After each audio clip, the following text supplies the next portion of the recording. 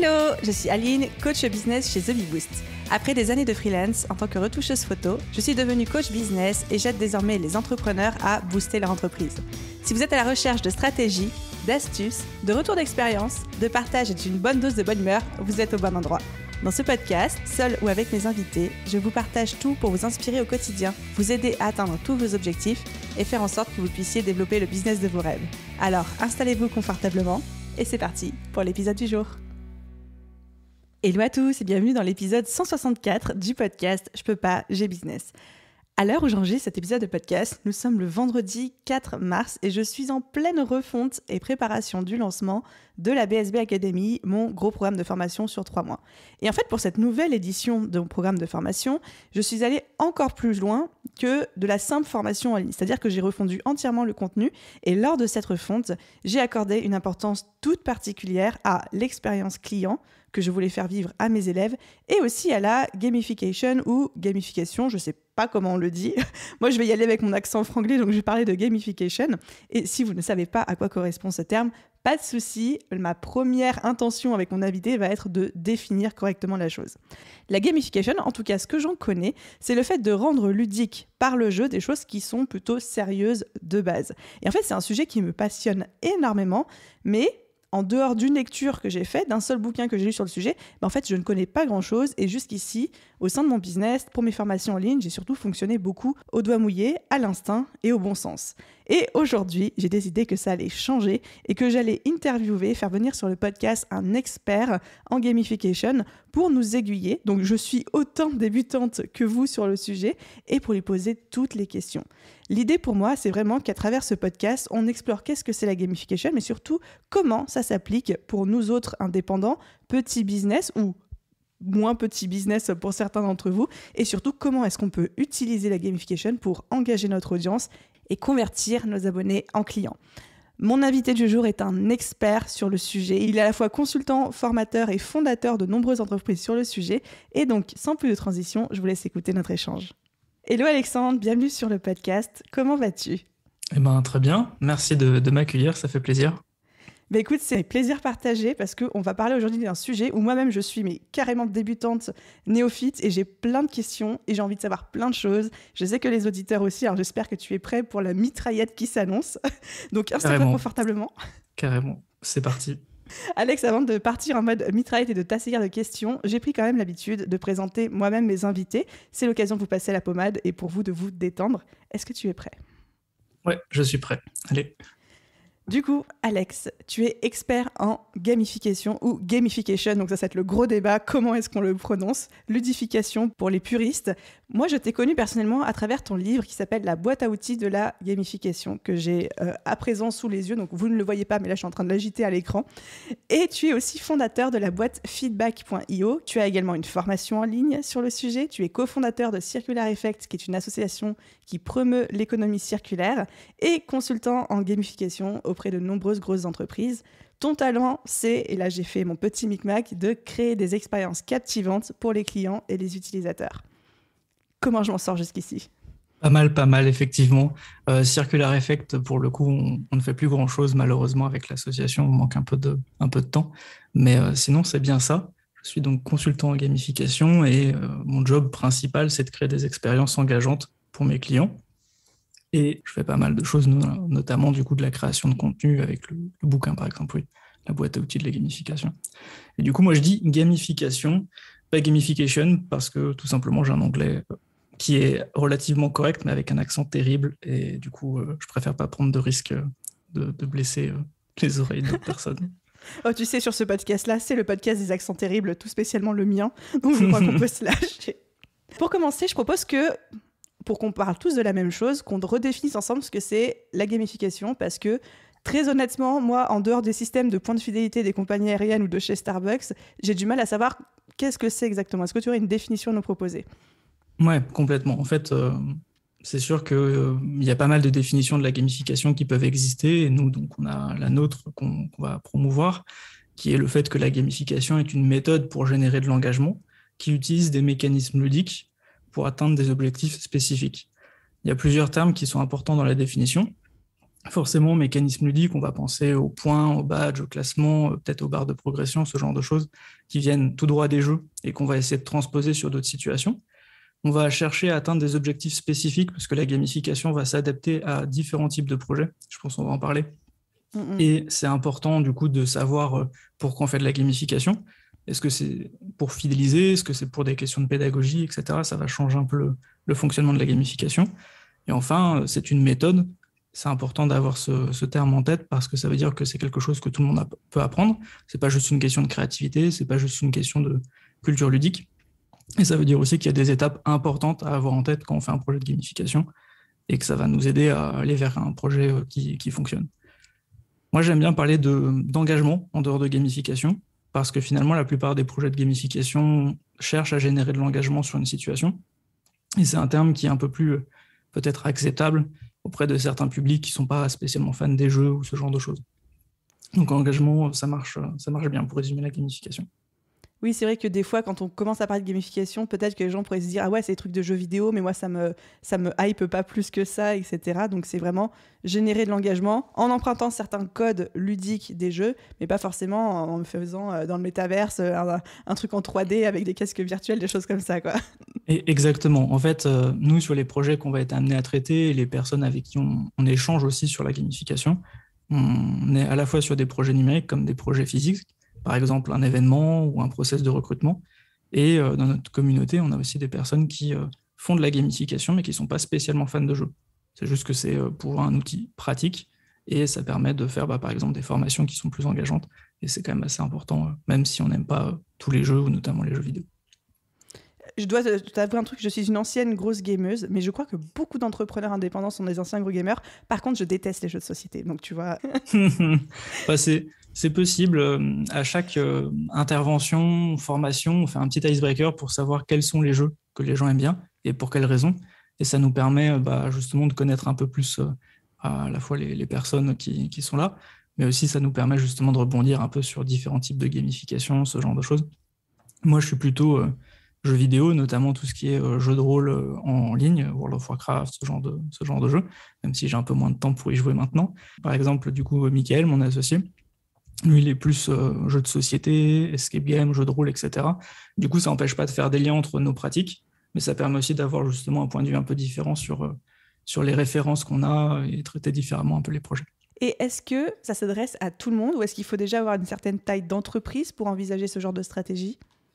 Alors, il y a deux choses à voir. Déjà, la gamification peut s'adresser à tout le monde dans le sens où tout le monde va être réceptif à des techniques de gamification. Ce n'est pas limité aux adolescents ou aux jeunes. Par exemple, je ne sais pas si tu sais quelle est la moyenne d'âge des joueurs de jeux vidéo qui font ça au moins une fois par semaine en France. Mais je crois que c'est assez vieux, entre guillemets vieux. Enfin, on n'est pas vieux, toi et moi, tu vois, mais je pense que il me semble que c'est 35-40 ans, un truc comme ça, non ? Ouais, c'est ça. En 2020, je crois que la moyenne d'âge, c'était 39 ans. J'ai pas regardé encore les données pour 2021. Mais effectivement, du coup, on est sur une moyenne d'âge qui est assez élevée par rapport aux clichés qu'on pourrait avoir. Et du coup, quand tu fais de la gamification pour une formation, par exemple, en entreprise, si la moyenne d'âge est de 40 ans, c'est pareil que pour les joueurs de jeux vidéo. Donc, finalement, c'est pas du tout un problème. Et de la même façon, c'est pas du tout limité, par exemple, aux hommes. C'est sûr qu'il y a certains jeux sur console qui vont peut-être être plus adressés ou plus joués par des hommes, mais en vrai, on est presque à 50-50 sur la parité homme-femme. Donc, vraiment, la gamification peut s'adresser à tout le monde à ce niveau-là. Et est-ce que tout le monde peut faire de la gamification dans son activité ? Moi, j'ai l'impression que oui. C'est juste que forcément, ça ne va pas être le même niveau de détail, et notamment peut-être d'interaction. Quand on travaille pour, je ne sais pas, des grands comptes qui ont besoin de gamifier un intranet, on va penser la chose différemment parce que c'est un plus gros logiciel que si on veut mettre en place de la gamification, par exemple dans sa communauté. Là, je pense à la classe verte qui avait été accompagnée par Mickaël, où maintenant il y a pas mal de gamification qui est intégrée sur le projet pour aider les freelances et les PME à intégrer la RSE dans leur pratique. Et c'est un projet à deux, donc ouais, carrément. Trop bien. Est-ce que tu aurais un exemple en tête d'un procédé de gamification que pourrait faire un indépendant ? Mettons un web designer qui travaille avec des clients, il réalise ses sites internet, etc. Et il voudrait gamifier soit son process client, soit sa communauté. Est-ce que tu aurais un exemple de ce qui est possible ? Par exemple, c'est vrai que la gamification, quand on est indépendant, je trouve que ça sert beaucoup, notamment dans les communautés. Un système qui est assez efficace et qui est relativement simple à mettre en place en plus, c'est un système de statuts. Les statuts, c'est des éléments qui vont permettre de communiquer des informations de façon assez efficace avec peu d'éléments, mais que c'est valable seulement au sein de la communauté. Par exemple, Blablacar, il y a un système de statuts. On peut être novice, on peut être ambassadeur. Si tu vas dans une soirée et que tu dis je suis ambassadeur Blablacar, la plupart des gens, je pense qu'ils s'en foutent. Par contre, au sein de Blablacar, c'est intéressant. Et si tu es ambassadeur et que tu proposes un voyage, tu vas avoir ta voiture qui remplit 50% plus vite que des personnes qui ne sont pas ambassadeurs. Et donc, ça peut être très bien pour à la fois valoriser des personnes en particulier qui sont actives dans ta communauté. Ça peut être aussi bien pour lancer un peu le volet onboarding et montrer qu'il y a des échelons à grimper et qu'il y a quelques actions à faire dès le départ. C'est un exemple. Trop cool. Je trouve ça beaucoup plus concret, donc merci pour cet exemple. Et selon toi, quels sont les différents usages de la gamification ? Il y a vraiment énormément d'usages possibles de la gamification, dans le sens où, vu que la gamification va chercher à résoudre des problèmes d'engagement, tu peux en retrouver un petit peu partout où il y a des problèmes d'engagement. Les domaines les plus classiques, je pense, ça va être beaucoup le domaine de la formation, où on va chercher à rendre plus engageant soit une formation, soit la rétention d'informations, soit le fait de faire des exercices. Enfin, il y a pas mal de choses à faire autour de la formation. On va beaucoup l'utiliser forcément aussi, et c'est le genre de projet que je préfère, c'est tout ce qui va être projet numérique, application, logiciel, etc. On a besoin de guider les premiers pas, on a besoin de fidéliser, on a besoin de récompenser les gens quand ils font les bonnes actions, etc. Même sur des logiciels en entreprise, ça peut être super intéressant parce que c'est pas parce qu'on est payé que c'est suffisant et qu'on a envie de travailler avec des logiciels qui ne fonctionnent pas bien. Donc il y a beaucoup ce secteur-là. La gamification est pas mal utilisée aussi en facilitation pour animer des ateliers, trouver des nouvelles façons d'avoir des idées, ce genre de choses.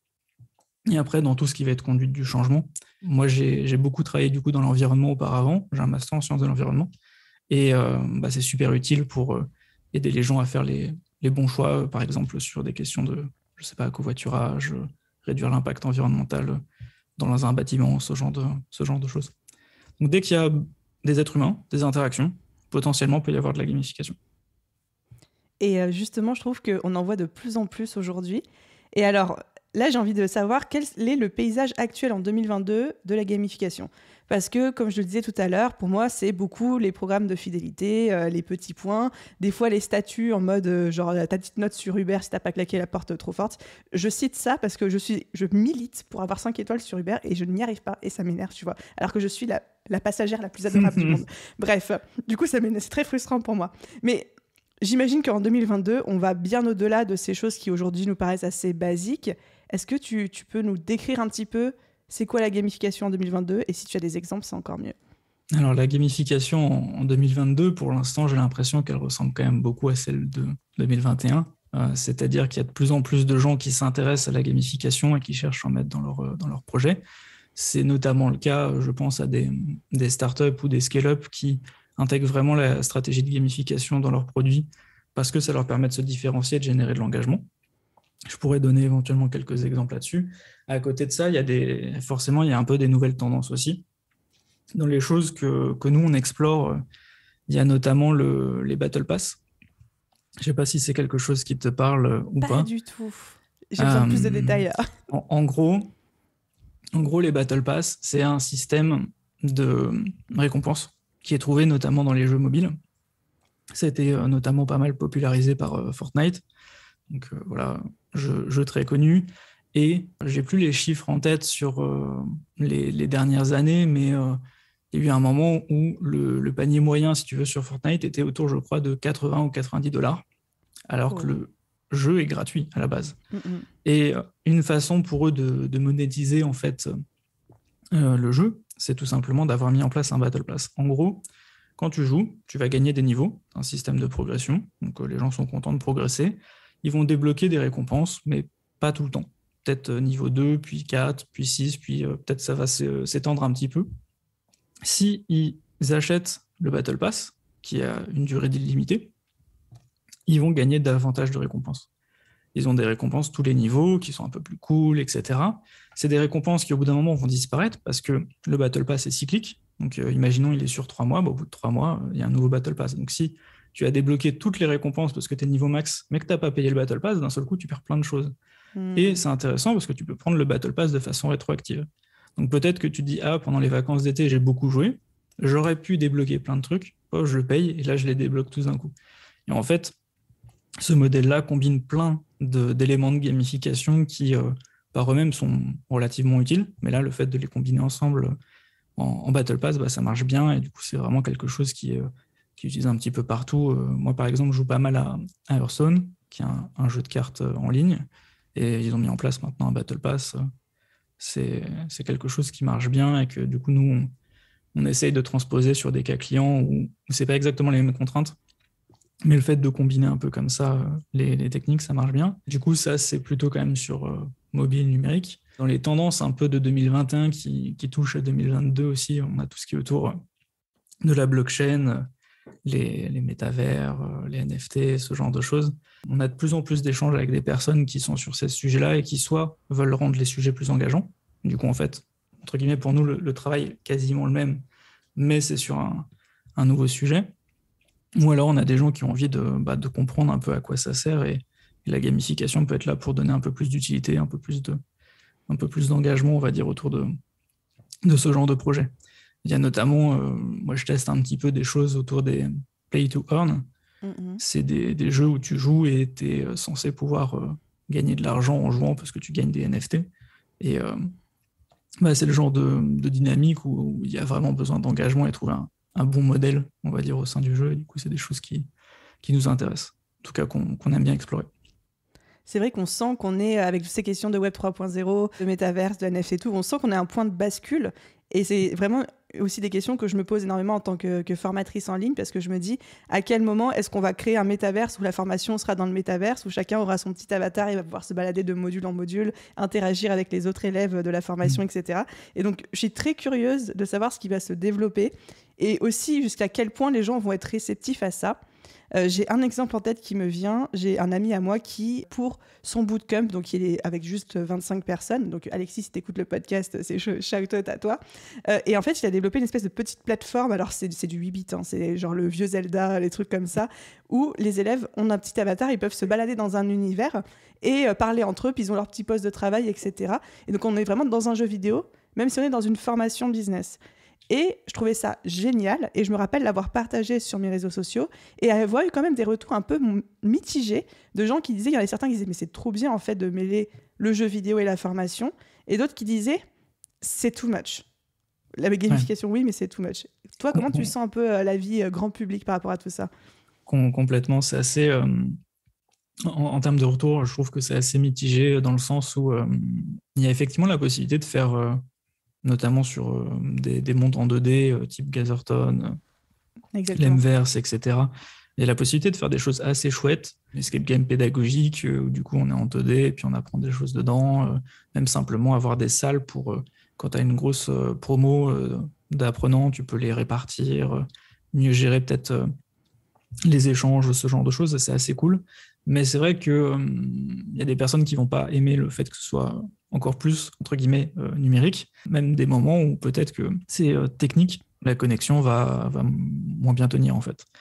On voit pas mal de choses qui se passent avec des réunions en réalité virtuelle, ce genre de choses, et c'est vrai que moi j'imagine un petit peu moins ce genre de choses se répandre, en tout cas à notre niveau, peut-être que dans certaines salles de grosses boîtes qui ont un volet innovation, etc., peut-être, mais c'est vrai que ça paraît coûteux en termes d'efforts techniques, d'énergie, etc. Enfin, je suis un peu moins convaincu, mais ça n'empêche pas qu'on a envie d'explorer. Et après, les personnes avec qui on échange dans notre communauté, la plupart sont quand même des gens qui aiment bien la gamification et du coup qui aiment bien un peu le côté ludique, qui aiment bien explorer de nouvelles choses comme nous. Donc, on est dans un public qui est quand même plutôt réceptif. Ouais.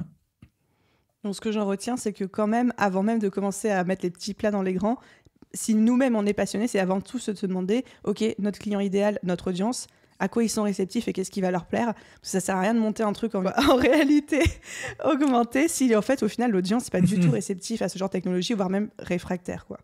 Exactement. Pour donner un exemple qui n'est pas vraiment dans le monde de la gamification, mais plutôt du jeu vidéo, il y a Ubisoft qui a rajouté des NFT à un de ses projets. Ça n'a pas très très bien fonctionné. Il y a eu des retours assez négatifs de pas mal de joueurs parce que justement, ça ne donnait pas l'impression de rendre l'expérience plus engageante, mais simplement donner une occasion en plus pour Ubisoft de gagner de l'argent. Ce qui du coup va un peu à l'encontre du message qui était grâce aux NFT, vous allez pouvoir vivre des expériences incroyables, vous allez pouvoir gagner de l'argent, etc. Alors qu'en fait, pour pas mal de joueurs, c'est pas le cas. Et une autre entreprise, du coup, a annoncé aussi des projets d'NFT pas longtemps après. Il y a eu un raz-de-marée sur Twitter et ils ont fait marche arrière parce que, bah voilà, si le public n'est pas chaud, bah faut pas y aller. Et nous, c'est effectivement quelque chose qu'on travaille beaucoup avec nos clients, de comprendre quels sont les éléments de gamification qui vont être le plus pertinents pour le public qu'on a envie de toucher et, j'ai envie de dire, doser aussi le bon niveau de gamification. Parce que on travaille sur différents leviers d'engagement. Par exemple, il y a un levier qui est autour de la curiosité, de l'imprévisibilité, l'aléatoire, ce genre de choses, qui est quelque chose qui est plutôt positif et qui motive. Ça ne veut pas dire qu'il faut en mettre partout. Il faut trouver le bon dosage. Il y a un jeu que j'attendais pas mal qui s'appelle Magic Legend, qui est un jeu de rôle en 2D où tu évolues dans l'univers de Magic, donc les cartes Magic. Et en fait, il y a tellement d'aléatoires dans le jeu que tout le monde a trouvé ça horrible. Et du coup, ils ont annoncé 2-3 mois après la sortie qu'ils annulaient le jeu et qu'ils allaient rendre l'argent de tous ceux qui avaient fait des achats parce que, fiasco total. Fiasco total parce qu'il y avait beaucoup trop d'aléatoires, les gens n'étaient plus en contrôle de ce qu'ils faisaient et c'était frustrant. Donc, il faut trouver en fait le bon dosage pour son public. Et justement, si on commence à rentrer dans le concret, le dur de cet épisode de podcast, j'aimerais t'embarquer sur comment est-ce qu'on gamifie son business, son expérience client, ses formations en ligne, ses prestations, avec le bon dosage du coup, quand on est indépendant, quand on est petit entrepreneur. Et quand je dis petit entrepreneur, c'est de manière affectueuse, hein, c'est en opposition aux grosses boîtes du CAC 40, parce que personne n'est du CAC 40 ici, je pense. Donc comment est-ce que nous autres, on peut faire pour engager notre audience et convertir nos abonnés en clients ? J'ai l'impression qu'il faut, vu qu'on a des moyens qui sont sans doute un peu plus limités que justement des grosses structures, il faut choisir les bons sujets, les bonnes batailles et voir du coup ce qui peut fonctionner par rapport à notre public. Nous, généralement, on commence à se poser la question de où se trouve le problème d'engagement pour essayer de voir s'il y a des choses qui peuvent coincer un petit peu. Et on va essayer de se concentrer du coup sur cette partie-là de l'expérience utilisateur ou l'expérience client, hein, si on parle de personnes qui font partie, par exemple, d'une communauté qu'on a envie de transformer en client. On va essayer ensuite de savoir quels sont les leviers d'engagement qui sont les plus pertinents. Alors, sur notre site, on a un questionnaire en ligne qui permet de faire justement une sorte de panorama, un petit peu, une sorte de profil type des leviers d'engagement qui sont les plus pertinents. Alors, c'est en version solo, c'est-à-dire que si vous avez des gens dans votre communauté, il faudrait qu'ils puissent faire chacun le quiz de façon indépendante, ensuite nous envoyer un message pour récupérer les infos s'ils ont bien mis le nom de votre projet dans le questionnaire. Mais vous pouvez faire tout simplement un peu de recherche utilisateur, échanger avec votre communauté pour savoir quels sont les éléments qui les intéressent le plus, pourquoi ils sont dans la communauté également.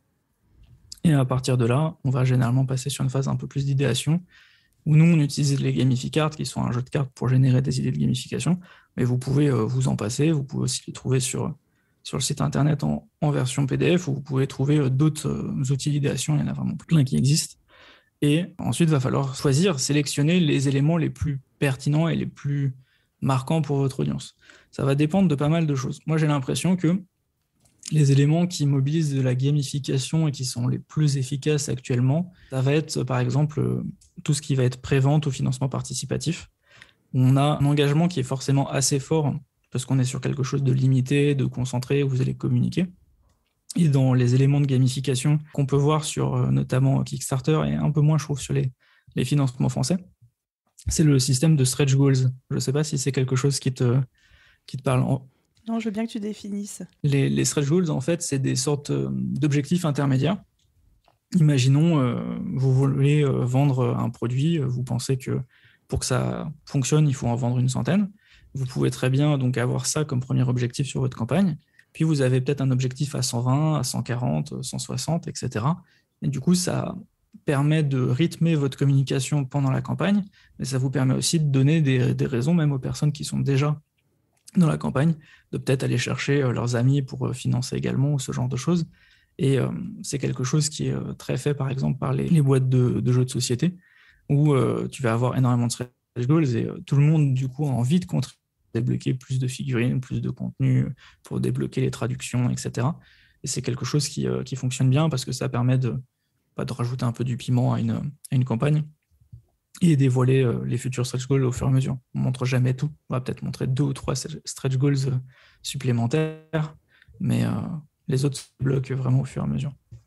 Donc ça, c'est un exemple que moi j'aime bien. J'aime bien aussi tout ce qui va être autour forcément donc des statuts et de tout ce qui va être autour de, par exemple, Patreon ou ce genre de site qui va permettre de mobiliser sa communauté avec du coup différents statuts. Ça, c'est plus pour des engagements un peu en mode abonnement, des choses qui peuvent se faire de façon plus simple. Ça peut être aussi avoir un petit moment, une petite surprise pour ses abonnés. Je pense notamment, je m'étais inscrit à un moment à interactiondesign.org. C'est un site qui propose des formations sur le design. C'est un site en anglais. Alors, je m'étais déjà abonné, mais du coup, ils ont récupéré mon adresse postale. Et au bout d'un moment, j'ai reçu une carte postale de leur part. Donc, une carte postale qui parle de design, etc. Et à l'époque du numérique, c'est surprenant d'avoir une carte postale. Donc, ça fait des années, je m'en souviens toujours. Et en plus, ça permet de donner un petit challenge sur le verso de la carte pour dire, voilà, si tu communiques que tu as reçu la carte sur les réseaux sociaux, tu auras une surprise. La surprise étant quelque chose qui t'aide à repasser à l'achat par la suite. Enfin, ce genre de choses. Moi, je trouve que ça marche assez bien. Dernier exemple sur quelque chose qui est vraiment, je trouve, très, très efficace. C'est pas trop pour le volet transformer ses abonnés en clients, mais c'est plus comment marquer un peu aussi ses clients, notamment quand on est freelance et qu'on a une relation particulière du coup avec chaque client. C'est d'utiliser des outils à nous, en fait, propres, qu'on a développés pour répondre aux enjeux de ses clients. Moi, quelque chose qui m'a vraiment aidé à me démarquer sur le volet gamification il y a quelques années, c'est les gamificards, donc mon jeu de cartes. Et en fait, j'encourage vraiment régulièrement des personnes à créer leur propre jeu de cartes sur leur propre thématique. Parce qu'en fait, on a toujours besoin d'expliquer des choses à nos clients, de faire des ateliers avec eux, de les aider à s'approprier notre sujet.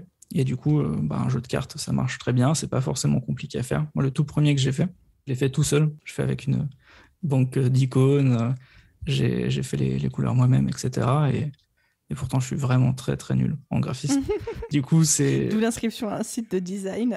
Voilà, c'est ça. Une tentative de te former. Mais en vrai, il n'y a pas forcément besoin de faire quelque chose d'incroyablement joli. C'est efficace. Et moi, dans mon cas, j'avais une vraie problématique d'engagement qui était justement, mes clients ne connaissaient pas très bien la gamification, avaient des a priori dessus. Et en faisant les ateliers avec eux, c'est eux qui viennent avec les idées, c'est eux qui s'approprient le sujet et qui, même, par exemple, s'ils doivent convaincre d'autres personnes après, ils ont ce qu'il faut pour ça. Et du coup, j'ai fait un jeu de cartes comme ça, mais il y a plein d'autres personnes qui ont fait des jeux de la même façon. Et je trouve que c'est une très, très bonne façon à la fois de développer son image de marque, sa réputation, etc. Et en même temps, passer un bon moment avec ses clients. Et de faire valoir aussi son expertise, de se démarquer. J'adore, mais alors je suis ultra fan de cette idée de se constituer un jeu de cartes sur sa thématique. Et si je vais te donner un exemple, tu me diras si j'ai bien compris le concept. Mettons, je suis web designer et graphiste, etc. Et j'aide mon client à construire une identité visuelle autour de sa marque, à mettre en place un site internet, etc. Je pourrais construire mon propre jeu de cartes sur la construction de l'identité visuelle, quelles sont les émotions que je veux que les gens ressentent et à quelle couleur ça correspond, etc. pour construire des identités visuelles, faire jouer mon client avec moi. Comme ça, lui, il participe activement à la création de ses couleurs, de son identité de marque. Et en même temps, c'est hyper différenciant et c'est trop cool, quoi. C'est exactement ça, complètement. Et c'est valable sur vraiment plein de sujets différents. J'ai déjà vu des jeux de cartes sur des questions de sécurité en entreprise, sur des questions de RGPD, sur des questions de communication. En fait, vraiment, je pense qu'il n'y a pas de contrainte de thématique. Trop cool pour l'idée, tu vois. Genre, je crois que ça va être la pépite que je vais retenir cet épisode. J'ai déjà plus trop d'idées que j'ai envie de créer moi-même. Je sais qu'il y en a beaucoup aussi qui sont attirés par tous les jeux de cartes. Je citerai pas de nom, mais il y a beaucoup de personnes dans la communauté aussi qui ont un petit jeu de tarot sous l'oreiller, qui s'en servent pas mal dans leur quotidien pour orienter leurs décisions, etc. Ou des oracles. Donc, voilà, carrément. Merci pour ce partage. Avec plaisir. Et est-ce que je peux me permettre de te challenger sur un tout dernier exemple très concret qui va parler à beaucoup d'auditeurs et voir si tu aurais des pistes à nous suggérer. Je suis sophrologue. J'ai une communauté Instagram de 1000 abonnés à peu près. J'ai des clients. Mon business se développe assez bien, mais je trouve que ma communauté n'est pas assez engagée. C'est-à-dire que quand je poste, j'ai quelques likes, quelques commentaires, mais je trouve que c'est un petit peu timide et j'ai vraiment envie de développer l'engagement sur mon compte Instagram. Est-ce qu'il y a des outils de gamification ou des techniques de gamification qui pourraient m'aider à le faire ? Alors, souvent sur tout ce qui va être réseaux sociaux, volonté d'avoir plus d'engagement, marketing, ce genre de choses, il y a pas mal de choses qui existent autour de jeux qu'on peut déployer sur les réseaux sociaux. Ça peut être des jeux concours, comme ça peut être d'autres types de jeux. C'est une façon de faire qui peut être assez efficace. J'avoue que c'est pas le sujet sur lequel je me connais le plus parce qu'il y a vraiment beaucoup d'acteurs qui se créent et pas mal qui ne restent pas en vie, malheureusement, au bout de quelques années. Et du coup, ça change assez régulièrement. Mais c'est vrai qu'on peut faire pas mal de choses autour de jeux. Après, il n'y a pas forcément besoin d'aller aussi loin. Je pense qu'une bonne façon de générer de l'engagement, c'est aussi de créer peut-être des conditions pour avoir des échanges entre les personnes de la communauté et pas seulement du coup se mettre en avant soi, mais aussi peut-être mettre en avant d'autres personnes, les laisser s'exprimer. Nous, on a une communauté du coup pour parler de gamification. Au départ, on organisait assez souvent nous-mêmes les meet-up. On continue à en faire forcément, mais maintenant la parole s'est beaucoup plus libérée. On a beaucoup plus de personnes qui, dans la communauté, ont envie de partager à la fois leur réussite, leurs réflexions, même leurs problèmes. Et le fait de leur permettre de s'exprimer et d'avoir un peu plus peut-être d'écho, de visibilité que s'ils le faisaient par eux-mêmes, en fait, ça mobilise vraiment les gens et on crée des discussions super intéressantes. Et je pense que ça peut être une façon assez chouette d'avoir plus d'engagement du coup sur son contenu, tout en fait, mettant en avant d'autres personnes de la communauté qui vont apprécier ça et qui vont du coup s'engager davantage. C'est vraiment cool. Alors ça veut pas dire que ces personnes-là vont devenir clients, mais c'est pas forcément important si ça permet d'être plus visible et de trouver une audience encore plus grande. Il y a aussi quelqu'un, j'ai plus le nom en tête, mais qui fait de la gamification sur les posts LinkedIn, et ça a l'air de marcher pas trop mal aussi. Des fois, il va mettre en place des systèmes un peu comme dans les matchs de foot où on voit les personnes qui s'affrontent jusqu'à arriver en demi-finale, en finale, etc. Il va organiser des sessions de vote entre des sujets, entre des personnes, ce genre de choses, avec des visuels du coup assez illustrés, et ça a l'air de pas trop mal fonctionner. J'avoue que j'ai pas encore testé, mais c'est assez marrant. J'ai envie de dire, il faut être un peu créatif sur ce genre de support et du coup faire une petite session brainstorming avec d'autres personnes, ça peut être chouette. Et d'ailleurs, en parlant de session de brainstorming, c'est la transition parfaite, rêvée pour faire un petit peu d'appromo. Tu as fait allusion à les gaming. Alors, je vais essayer de bien le dire. C'est les gamificards, c'est ça que tu as créé. Ouais, donc, c'est ton propre jeu de cartes. C'est un jeu de cartes payant, mais tu as aussi une version gratuite où on peut découvrir 18 cartes. C'est téléchargeable sur ton site, donc je mettrai le lien en description. Et donc ça peut nous aider à trouver des idées pour engager notre audience sur les réseaux sociaux et nos clients. Complètement. Il y a du coup effectivement une version physique avec 69 cartes. C'est des assez grosses cartes, hein. C'est pour faire des ateliers d'idéation avec plein de gens. Du coup, elles sont disponibles sur mon site internet. Mais il y a une version PDF aussi. Pour ceux qui sont intéressés, qui font beaucoup d'ateliers en ligne, on les met aussi à disposition sur Mural, Klaxoon, etc. Trop bien. Bientôt, une nouvelle version, normalement, qui sera annoncée. Donc, avec des nouvelles cartes, potentiellement Battle Pass, justement.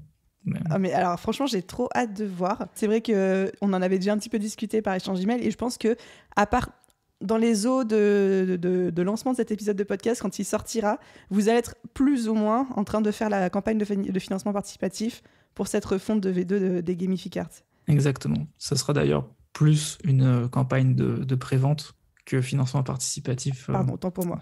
Dans le sens où on est vraiment en train de faire ça. Ouais. Ok, trop cool. Pareil, je mettrai le lien.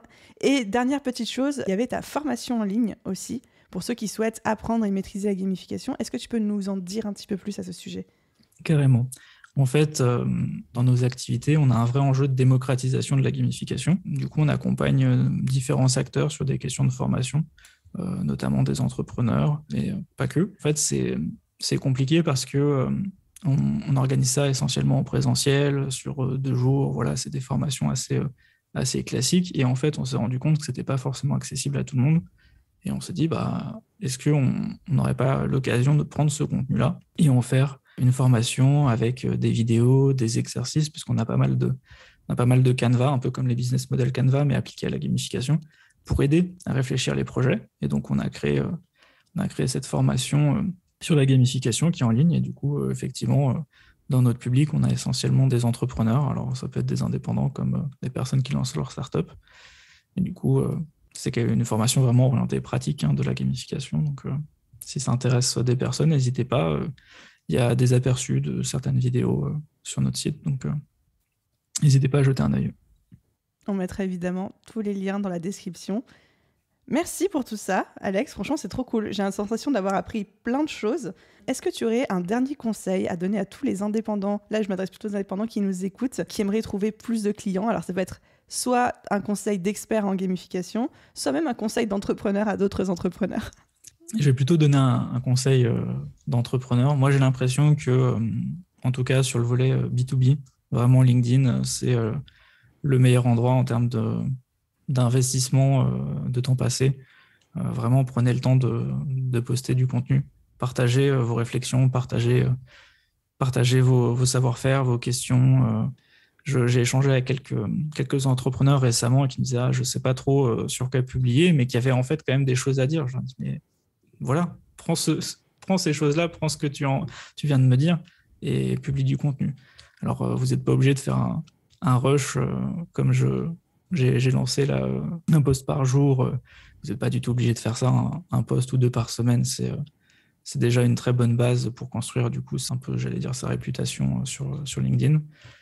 Vraiment, le fait de créer du contenu, d'échanger avec d'autres personnes, c'est ce qui fonctionne le plus. C'est juste que ça prend un peu de temps. Et on précise que ce podcast existe grâce à LinkedIn, parce que c'est comme ça qu'on est rentré en contact l'un avec l'autre. Exactement. Ouais, dans LinkedIn, vraiment, je trouve ça incroyable. Bah écoute, merci pour ce conseil que j'entends beaucoup, parce que je suis une très très mauvaise élève sur LinkedIn. Clairement, j'arrête pas de le dire, mais ça m'intéresse pas comme réseau social. Moi, je suis une nana d'Instagram, mais je me force quand même à y être un petit peu pour des opportunités comme celle-ci. Donc, merci d'avoir accepté mon invitation à venir sur ce podcast. Je pense que ça va beaucoup aider les auditeurs. Merci pour l'invitation et puis j'espère que j'aurai l'occasion d'échanger avec les personnes qui m'écoutaient le podcast à l'occasion. Si vous avez aimé cet épisode de podcast et que vous voulez connecter avec Alex et lui dire à quel point il est extraordinaire, vous pouvez aller sur son LinkedIn, je mettrai le lien pareil en description et je sais qu'il y a des gens qui vont le faire. Avec plaisir. Merci Alex et puis à bientôt. Merci, à bientôt. Et voilà les amis pour cet épisode de podcast. J'espère que vous avez autant kiffé l'échange que moi. Est-ce que je peux dire kiffer Oui, allez, on dit kiffer sur le podcast. Et que vous en avez retiré plein de nouvelles idées pour gamifier un petit peu l'expérience de vos abonnés, de votre communauté et de vos clients. Moi, je retiens vraiment 2 pépites de cet échange. La première, c'est le fameux jeu de cartes. Je pense que tout le monde peut trouver un jeu de cartes à faire avec ses clients pour à la fois améliorer l'expérience client, se démarquer de ses concurrents, etc. Et la deuxième chose aussi, c'est que tout n'est pas forcément bon à gamifier. Et je sais que sur ce genre d'épisode, souvent, on a l'impression d'avoir découvert une poule aux œufs d'or et on est en train de se dire « Ouais, il faut absolument que je gamifie ma formation en ligne et mon process client et ma communauté, etc. » Faites preuve de parcimonie et surtout, faites preuve d'objectivité. Tout n'a pas forcément vocation à être gamifié. Peut-être qu'il n'y a pas besoin. Peut-être que les choses fonctionnent telles qu'elles sont aujourd'hui. Donc, juste demandez-vous, comme on le disait justement avec Alex avant, est-ce que mon audience est réceptive à ce genre de technique ? À quoi ça va me servir ? Comment est-ce que je peux actionner les bons leviers pour obtenir le résultat que je souhaite ? Et surtout, comment est-ce que je peux le faire avec stratégie ? Vous me connaissez, dans ce podcast, je vous dis toujours qu'on peut tout faire, mais qu'il faut le faire avec stratégie. Donc, demandez-vous, est-ce que la gamification, c'est intéressant stratégiquement pour mon activité, pour mon business ? Et si oui, quels sont les leviers pour le faire ? Comme d'habitude, si cet épisode vous a plu et si ce n'est pas encore fait, que vous écoutez régulièrement le podcast et que vous ne l'avez pas encore fait, prenez quelques secondes pour laisser une note et un commentaire sur votre plateforme d'écoute. Un immense merci à ceux qui l'ont fait. Je lis vos avis tous les jours et ça me réjouit, vous n'avez pas idée. Donc, merci à vous tous. Et puis, je vous souhaite une excellente journée, soirée, après-midi, nuit, où que vous soyez. Et vous dis à très vite dans un prochain épisode. Bye tout le monde!